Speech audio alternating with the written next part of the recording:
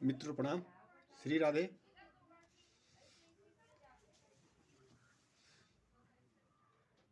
हम योग आयुर्वेद पे काम करते हैं। योग चिकित्सा पे हमारा निरंतर अभ्यास रहता है। योग पर, ध्यान पर, आयुर्वेद चिकित्सा पर, आयुर्वेद औषधियों पर निरंतर ध्यान आकर्षण रहता है, निरंतर अध्ययन रहता है। और जो कुछ हम अनुभव कर पाए, जो कुछ हम सीख पाए, जो कुछ हम समाज में रख पाए, वही चीज़ आपके साथ शेयर करने की कोशिश में लगे हुए हैं। कोशिश चल रही है। एक बहुत अच्छा जिज्ञासा है, प्रश्न है कि प्राय आप देखते होंगे कि बड़े बड़े आयुर्वेदाचार्य, बड़े बड़े धर्माचार्य, बड़े बड़े अज्ञानी ही कहूँगा उसको मैं, जो आयुर्वेद की रुचि रखते हैं लेकिन अज्ञानी की श्रेणी में वो आते हैं। कहीं से कोई नाम मिल गया, जैसे स्वर्ण संबंधी दवाइयाँ जैसे हो गई, कोई भी स्वर्ण युक्त संबंधी दवाइयाँ हो गई, जैसे सिद्ध मकरंद ध्वज मान लीजिए, स्वर्ण सूत शेखर रस मान लीजिए, स्वर्ण भस्म मान लीजिए। तो गंभीर बीमारियों में ऐसे कुछ लोग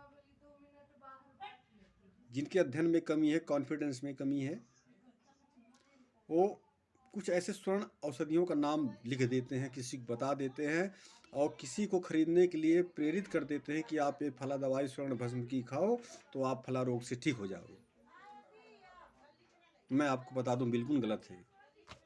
गलत इसलिए है कि अकेली स्वर्ण युक्त एक ही औषधि काम किसी भी गंभीर रोग पर नहीं कर पाएगी।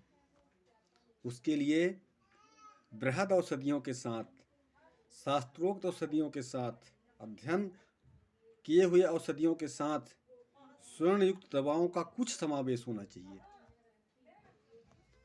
अब मान लीजिए,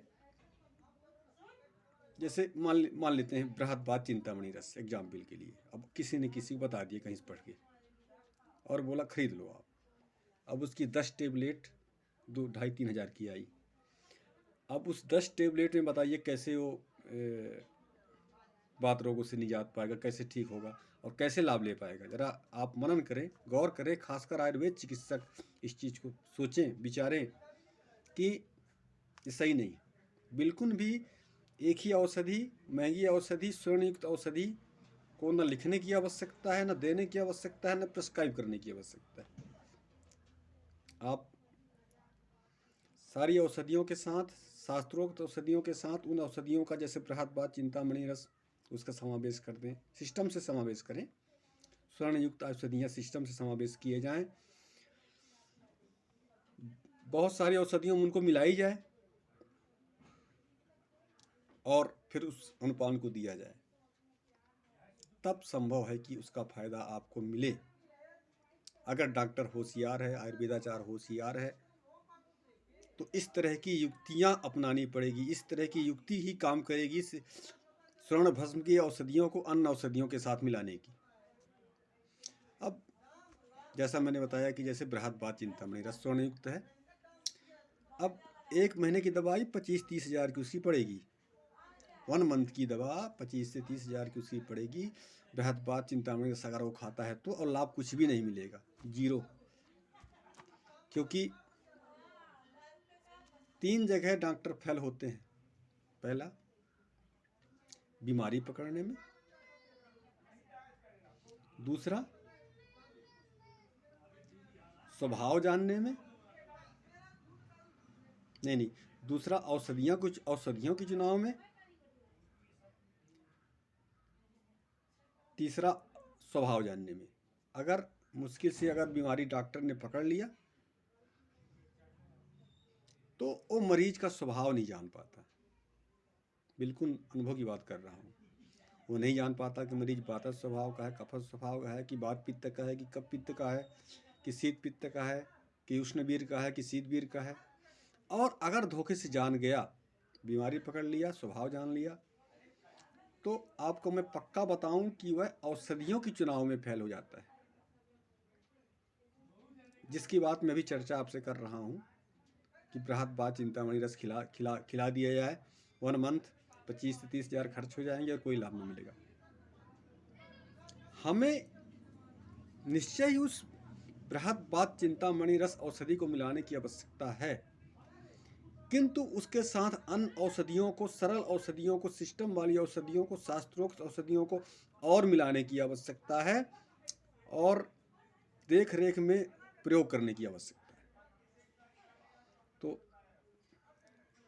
आशा करता हूं कि मेरी बात आप भली भांति समझ गए होंगे। समस्त वो लोग, समस्त वो व्यक्ति, समस्त वो भाइयों जो गलत स्वर्णयुक्त औषधियों का सेवन करवाने की कोशिश में लगते हैं, व्यर्थ में पैसा खर्च करवाते हैं, व्यर्थ में पैसा नुकसान करवाते हैं, तो इस चीज़ से बचें और इस मेरे मैसेज को, इस मेरे प्रेरणा को वो अपने स्वभाव में लें और इसका मनन करें और फिर निष्कर्ष पे आए कि नहीं, वाकई में हमें इस स्वर्ण भस्म औषधि की आवश्यकता तो निश्चय है, लेकिन अन्य औषधियों के साथ इसका समावेश होना चाहिए, इसका मिक्सचर होना चाहिए। उसके बाद मरीजों को अपने देख रेख में उन दवाओं का सेवन कराना चाहिए। तो आशा करता हूँ आप समझ गए होंगे। अगर आप नहीं समझे, एक मैं आपको कहानी बताता हूँ। अगर आप नहीं समझे, एक था लाओत्से चीन का, जैसे यहाँ बुद्ध हुए वहाँ लाओत्से हुए। तो लाओत्से का एक शिष्य था, पढ़ने आता था। एक दिन 2 दिन पढ़ने आया, उसको समझ में नहीं आ रही थी बात, और जब तीसरे चौथे दिन वो पढ़ने आया तो उसका एक और शिष्य, लाओत्से के शिष्य जो है, उनको डांट के भगा रहे थे कि भैया हमारे गुरु भी पागल, आप भी पागल, आप पढ़ने चले आते हो, पढ़ाने चला आता है, वो आप नहीं समझ पा रहे हो। उसको भगाए दे रहे थे। तभी लाओत्से निकले बाहर, अंदर से बाहर, बोले रुको रुको रुको, बोले आओ पढ़ाता हूँ। और उसको पढ़ाए, 21 दिन तक पढ़ाए। जब 22वें दिन वो नहीं आया तो लाओत्से स्वयं उसके घर पहुँच गए और बोले भैया आज क्यों नहीं आए पढ़ने? बोले गुरुजी समझ में आ गया।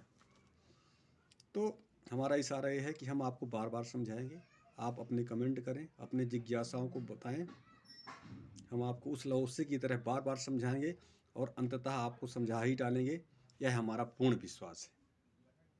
राधे राधे, श्री राधे। कमेंट करें।